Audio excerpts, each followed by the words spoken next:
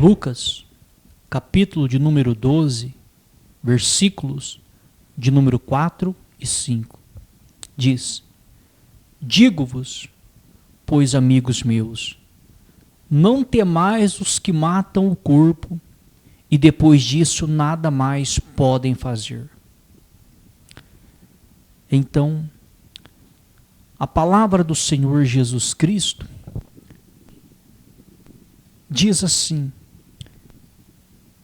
que Jesus Cristo orientou o seguinte: olha, não tema os que podem matar o corpo, mas depois nada mais podem fazer. Quem são as pessoas que podem matar o nosso corpo? São outras pessoas aqui no planeta Terra, que podem tirar a nossa vida de uma forma ou de outra, através de facada, através de tiro, paulada, enfim. Mas Jesus disse o seguinte: olha, não tema os que podem matar o corpo de vocês. Não tema essas pessoas. Então você vai dizer o seguinte: poxa, então Jesus está dizendo que tem que ser uma pessoa que não tem medo de nada, que não tem medo da morte. Olha o contexto que ele diz. Ele diz, no seguinte contexto: não tema as pessoas que podem assassinar vocês, tirar a vida de vocês. Não tema essas pessoas, não. Ele disse no seguinte contexto: eu vou mostrar alguém que realmente vocês têm que temer. Eu vou apresentar alguém para vocês que realmente vocês têm que temer. Então, olha a comparação que Jesus faz, hein? Eu, porém, vos mostrarei a quem deveis temer. Então, ele fala que ele vai apresentar alguém que esse realmente nós devemos temer. Olha a comparação. Então, ele diz: temei aquele que depois de matar tem poder para lançar no inferno. Sim, digo-vos, a esse deveis temer. Não é muito pregado, não é muito falado, porque assusta as pessoas. Nós temos o próprio Jesus Cristo falando o seguinte, vamos trazer para um linguajar mais popular dos dias de hoje. O texto é explícito, mas vamos trazer para um linguajar mais popular ainda. Ele diz, olha, não tema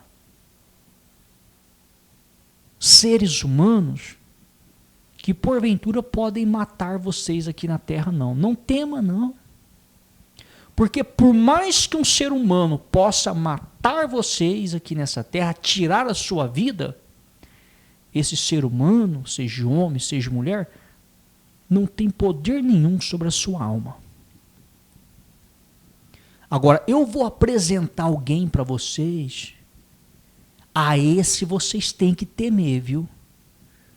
Eu vou apresentar alguém, porque este alguém que eu vou apresentar para vocês tem o poder para matar, para tirar a sua vida aqui nessa terra, e além de tirar a sua vida aqui nessa terra, tem o poder de pegar a sua alma e lançar no inferno. Esse vocês têm que temer, porque esses podem te matar aqui na terra, e pode te lançar no inferno. Então você fica se perguntando, quem é esse que Jesus disse?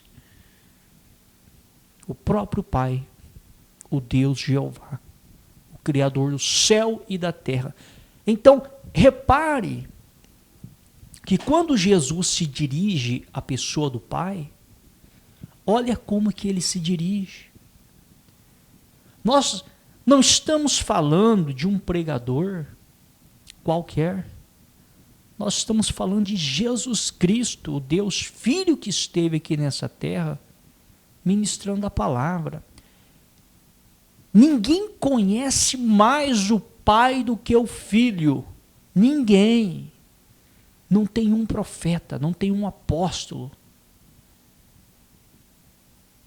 Quando nós falamos profetas e apóstolos, são os da Bíblia, viu? Não são os de hoje em dia, não. Se fosse um profeta do Antigo Testamento que tivesse falado, deveríamos dar crédito, viu? Mas, porém, muitos poderiam dizer, poxa, mas será que ele não se equivocou no que ele falou? Se fosse algum apóstolo que tivesse falado isso, deveríamos dar crédito sim. Mas muitos poderiam dizer, poxa, será que ele não se equivocou, não? Mas preste atenção, meu amigo e minha amiga. O próprio Jesus Cristo disse isso. Foi o próprio Jesus quem disse isso. Olha a descrição que Jesus faz do Pai. Olha a descrição. Olha como que ele se refere ao Pai.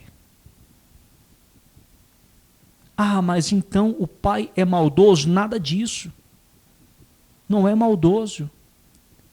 Você vai ver que, se você pegar o contexto bíblico, é por isso que muitas pessoas estão sendo enganadas no Evangelho. Estão sendo enganadas.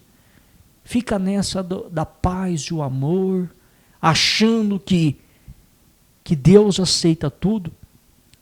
O Deus da Bíblia não aceita tudo. Não aceita. Muitas pessoas estão enganadas. Nós vemos o próprio Jesus Cristo, Novo Testamento, Nova Aliança, falando, olha, não tenha medo de seres humanos que podem matar vocês aqui na terra, não. Porque mesmo que um ser humano tire a sua vida aqui nessa terra, ele pode até tocar no seu corpo físico, tirar a sua vida, mas na sua alma ele não toca. Tenha medo de alguém, que eu vou apresentar para vocês. Esse alguém pode matar você, tirar a sua vida aqui na terra e pode lançar a sua alma no inferno. Esse tem poder para isso. E esse é o Senhor Jeová, o Deus de Abraão, de Isaque e Jacó, a qual os evangélicos e os crentes professam servir. Será que a grande maioria das pessoas que professam uma fé em Deus sabe que essa é a personalidade de Deus, um Deus justo, ao ponto de não aceitar qualquer coisa de qualquer jeito, de qualquer forma? Será que essa visão é passada por pregadores e pregadoras? Digo que pela maioria não, porque assusta as pessoas. Então é mais fácil mascarar o Evangelho, colocar um Deus, cordeirinho, que fica correndo atrás das pessoas, protegendo as pessoas, quando na verdade não é nada disso que diz os textos sagrados. Olha o que diz a palavra, 2 Pedro, capítulo de número 2, versículos de número 4 e 5, Novo Testamento. Olha o que diz. Ora, se Deus não poupou anjos quando pecaram, antes, precipitando-os no inferno, os entregou a abismo de trevas, reservando-os para o juízo. E não poupou o mundo antigo, mas preservou a Noé, pregador da justiça, e mais 7 pessoas, quando fez vir o dilúvio sobre o mundo dos ímpios. O Criador do céu e da terra, Criador do universo, criou os anjos, criaturas celestiais, mas diz a palavra que ele não poupou quando eles pecaram. 1/3 foi expulso, não poupou, não teve pena, não teve dó, não teve piedade. Quando pecaram, 1/3 foi expulso. Não poupou o mundo antigo, destruiu o mundo inteiro com o dilúvio. Apenas Noé e mais 7 foram salvos. Olha para você ver quem é o Deus que você professa servir. Aí você diz, poxa, mas os anjos, quando foram expulsos, foram antes da criação do mundo. Ok. Quando o Senhor Deus enviou o dilúvio e destruiu o mundo, foi no Antigo Testamento, agora é a época da graça. Jesus foi quem abriu a nova aliança. Foi Jesus que disse que nós devemos temer a Deus, porque Ele tem poder para nos matar e nos lançar no inferno. Foi Jesus quem disse isso. Estaria Jesus errado? Estaria errado a visão de Jesus em relação ao próprio Pai? Olhe a visão que Jesus tem do próprio Pai. Você vai ver que não mudou nada. Deus é imutável. O Deus do Antigo Testamento é o Deus do Novo Testamento. Não mudou a maneira dele julgar. Porque diz a palavra que Deus não muda. Não muda, não tem como mudar. Não tem como dizer, olha, mas no Antigo Testamento ele julgava desta forma, agora ele vai julgar de um jeito mais brando, mais... Isso não existe. Vai contra o que Jesus ensinou. A maneira com que Jesus descreve o Pai, você vai ver que é exatamente a maneira com que os profetas do Antigo Testamento descreviam. Leia os profetas e você vai ver como que eles descreviam o Deus de Abraão, Isaque e Jacó. Leia os profetas, você vai ver. Quando eles se referiam a Deus, ao seu julgamento, à sua justiça, você vai ver. Você vai ver que quando Jesus descreve é da mesma forma. É da mesma forma. Você vê em 2 Pedro, trazendo esse assunto à tona, por quê? Porque é o mesmo Deus. Novo Testamento dizendo, olha o que ele fez com os anjos lá, hein? Ele não perdoou. Olha o que ele fez com o mundo antigo. Ele não perdoou. Novo Testamento dizendo em outras palavras, olha, viu o que ele fez lá? Ele é o mesmo, hein? Ele é o mesmo. Ele é o mesmo. Romanos, capítulo de número 11, versículo 17 ao 21. Repare que o que Jesus falou, a personalidade que foi descrita por Jesus, você vê nos outros livros do Novo Testamento mostrando que realmente é essa personalidade. Se você for para o Antigo Testamento, nos profetas, você vai ver que é essa personalidade. Você vai ver que esse é o jeito de Jeová agir. Olha o que diz em Romanos, capítulo 17, versículo 21.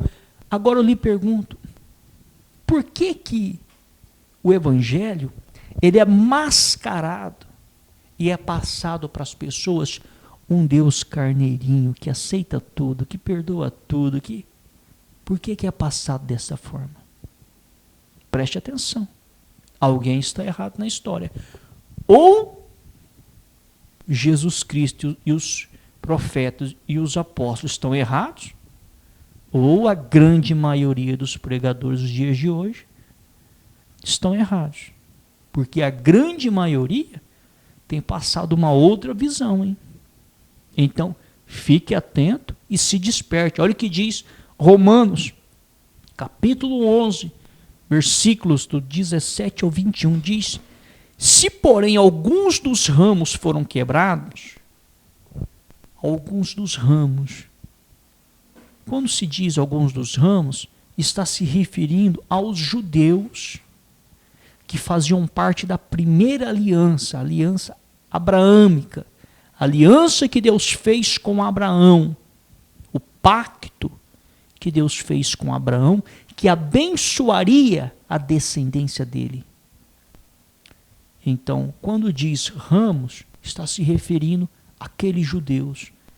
Se, porém, alguns dos ramos foram quebrados, quebrados por quê? Porque alguns não aceitaram Jesus. Então, foram quebrados. Porque o que vale agora é a nova aliança. Então diz, e tu, sendo oliveira brava, foste enxertado em meio deles?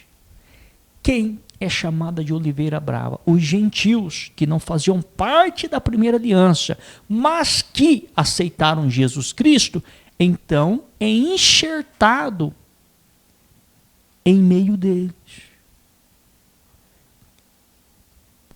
Ele veio para os seus, mas os seus não o receberam. Mas todo aquele quanto o recebeu, deu-lhes o poder de serem feitos filhos de Deus. Então, quando é aceito, quando Jesus Cristo é aceito, quando uma pessoa ela assume Jesus, ela se torna um filho de Deus, mesmo sendo gentil, mesmo não sendo judeu, mesmo não fazendo parte da aliança abraâmica. Então diz, e te tornastes participante da raiz e da oliveira. Não te glories, e da seiva da oliveira, não te glories contra os ramos, não te glories contra os judeus. Porém, se te gloriares, sabe que não és tu que sustenta a raiz, mas a raiz a ti. Dirás, pois, alguns ramos foram quebrados para que eu fosse enxertado, ou seja, alguns judeus foram cortados para que eu fosse enxertado. Foi através deles não aceitarem Jesus que abriu-se para os gentios. Bem, pela sua incredulidade foram quebrados. Tu, porém, mediante a fé estás firme. Não te ensoberbeças, mas teme. Por quê? O recado para não ficar ensoberbecendo contra os judeus que não aceitaram Jesus e para temer. Por quê? Olha o que diz. Porque se Deus não poupou os ramos naturais, se ele não poupou os judeus que não o aceitaram, também te não poupará, gentil. Também te cortará, gentil. Olha aí a ameaça. Olha aí. Claramente, o texto sagrado dizendo o seguinte, em outras palavras. Olha, gentil, você que não é judeu, você que não faz parte da aliança abraâmica, você que não faz parte da primeira aliança, você que não faz parte do pacto, você que não tem essa promessa, se você aceitar Jesus, você se torna filho de Deus. Mas tem um porém, teme. Fique esperto. Não fica se ensoberbecendo contra os judeus não, hein? Sabe por quê? Porque se Deus não poupou os judeus, que tinham sangue de Abraão, que faziam parte da aliança abraâmica, que vinha da linhagem do velho Abraão, se ele não poupou eles, não vai poupar vocês também não. Muito menos vocês serão poupados, também serão cortados. Novo Testamento. Todas as passagens bíblicas que foram lidas aqui hoje. Novo Testamento. Jesus dizendo o seguinte, olha, não tema quem pode matar o seu corpo aqui nessa terra, não. Homens, mulheres que podem porventura te matar de alguma forma, não tema. Eu vou apresentar um para vocês que vocês têm que temer e ficar esperto. Aí ele vem, tema o meu Pai. Sabe por quê? Tema o meu Pai, Jeová. Sabe por quê? Porque o meu Pai pode matar vocês e pode lançar a alma de vocês no inferno. Olha o recado que Jesus nos deu. Olha o recado de Jesus. E a palavra diz, olha, ele não perdoou os anjos que pecaram, antes condenou, expulsou um terço. Ele não perdoou o mundo antigo, destruiu o mundo antigo no dilúvio. Ele cortou os seus, mesmo fazendo parte da aliança de Abraão, ele cortou muitos. Aí ele manda um recado. Vocês, gentios, fica firme, não se ensoberbeça, teme, fica ligado. Porque se ensoberbecer, também será cortado. Porque não perdoou os anjos, não perdoou o mundo antigo, não perdoou os originais, os judeus, que não aceitou Jesus. Tampouco perdoará os gentios. Então, Novo Testamento, olha a visão que é passada desse Deus. Ah, é um Deus ruim? Não. É um Deus justo. Está passando a imagem de um Deus justo, que faz justiça. Do justo juiz. Então, essa é a imagem do Criador do universo. Nós vemos o próprio Jesus descrever que a imagem dele é essa. Nós vemos os profetas no Antigo Testamento descrevendo que essa é a imagem do verdadeiro Deus. Nós vemos os apóstolos também descrevendo que essa é a imagem do verdadeiro Deus. Agora eu lhe pergunto, por que a grande maioria dos pregadores e pregadoras da atualidade não descrevem essa imagem do Criador?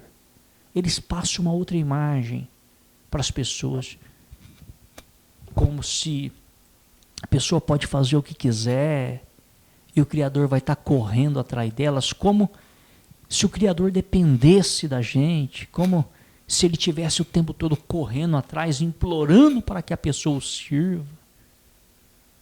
Meu amigo e minha amiga, tem muita coisa nos textos sagrados que a grande maioria de pregadores e pregadoras não mostram, com medo de assustar as pessoas, com medo de perder membros, mas muita coisa mesmo. Mas nós vemos os profetas do Antigo Testamento mostrando a verdade, quem é Deus. Nós vemos Jesus Cristo mostrando a verdade, quem é Deus.